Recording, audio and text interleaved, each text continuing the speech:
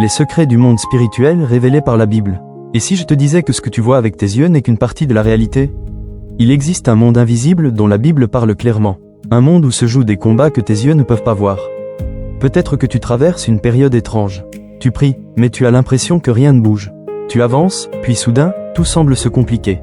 Tu portes une fatigue que tu n'arrives même pas à expliquer. Mais écoute-moi bien, ne conclus pas trop vite que Dieu t'a abandonné. La Bible nous révèle une vérité puissante. Livre ouvert, nous n'avons pas à lutter contre la chair et le sang, mais contre les dominations, contre les autorités, contre les puissances de ce monde de ténèbres, contre les esprits méchants dans les lieux célestes. Éphésiens 6h12. Aujourd'hui, nous allons découvrir 5 secrets du monde spirituel révélés par la Bible. Et le dernier pourrait complètement changer ta manière de prier. Secret numéro 1, tu ne vois pas tout ce qui se passe. L'un des plus grands pièges du combat spirituel, c'est de croire que seule la réalité visible existe. Dans 2 Rois 6, le serviteur d'Élisée voit une armée immense entourer la ville. Il panique, mais Élisée lui dit, « Ne crains point, car ceux qui sont avec nous sont en plus grand nombre que ceux qui sont avec eux. » Puis Élisée prie afin que Dieu ouvre les yeux du jeune homme. Et soudain, il voit les montagnes remplies de chevaux et de chars de feu. Ce qui semblait être une défaite était entouré par une réalité invisible. Retiens bien ceci, ton problème n'est pas toujours aussi grand que ce que tes yeux te montrent. Tu vois la porte fermée. Dieu voit déjà la porte qu'il peut ouvrir. Tu vois ton impossibilité. Dieu voit encore une possibilité.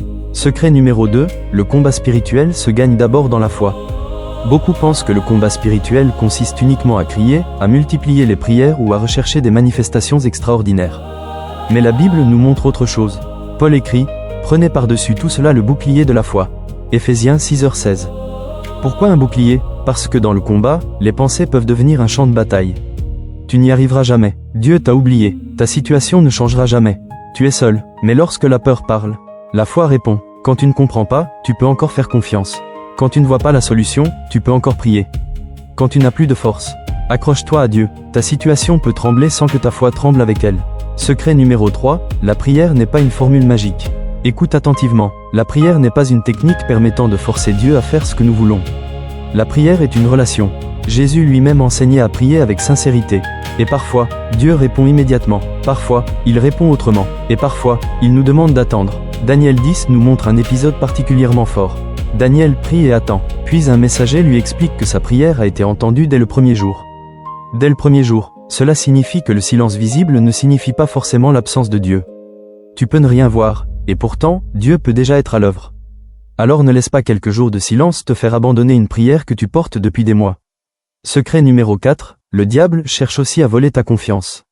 La Bible présente Satan comme un adversaire. Mais remarque quelque chose, Jésus n'a jamais enseigné à ses disciples à vivre dans la peur permanente du diable. Au contraire, il leur a appris à rester attachés à Dieu. Jacques 4/7 dit, « Soumettez-vous donc à Dieu, résistez au diable, et il fuira loin de vous. » Regarde l'ordre. D'abord, soumets-toi à Dieu. Ensuite, résiste. Le centre du combat spirituel n'est donc pas le diable. Le centre, c'est Dieu. Ne passe pas toute ta journée à chercher des signes d'attaque. Passe davantage de temps à chercher Dieu. Prie, lis sa parole, pardonne, marche dans l'obéissance, aime, et garde ton cœur attaché à Christ. Secret numéro 5, certaines batailles sont aussi des batailles intérieures. Voici quelque chose que beaucoup de croyants oublient. Le combat spirituel ne signifie pas que chaque problème vient nécessairement d'une attaque démoniaque. Parfois, nous devons aussi affronter nos blessures, nos mauvaises habitudes, nos peurs, notre colère, notre orgueil, notre découragement. La Bible dit dans Romains 12/2, « Soyez transformés par le renouvellement de l'intelligence. » Dieu ne veut pas seulement changer tes circonstances, il veut aussi transformer ton intérieur. Peut-être que tu demandes, « Seigneur, change ma situation. » Et Dieu travaille d'abord sur ton cœur. Tu demandes une nouvelle saison, mais Dieu prépare d'abord une nouvelle version de toi. Ne méprise pas le processus. Ce que tu appelles retard peut parfois être préparation. Si tu traverses une épreuve, écoute ceci. Peut-être que personne ne sait ce que tu traverses. Tu souris devant les autres. Mais lorsque tu es seul, tu pleures, tu pries en silence, tu te demandes, « Seigneur, jusqu'à quand ?» Alors écoute cette parole avec ton cœur. Ton silence n'est pas forcément une absence de Dieu. Ne prends pas une décision définitive à cause d'une saison temporaire. Ne quitte pas Dieu parce que tu ne comprends pas encore ce qu'il fait.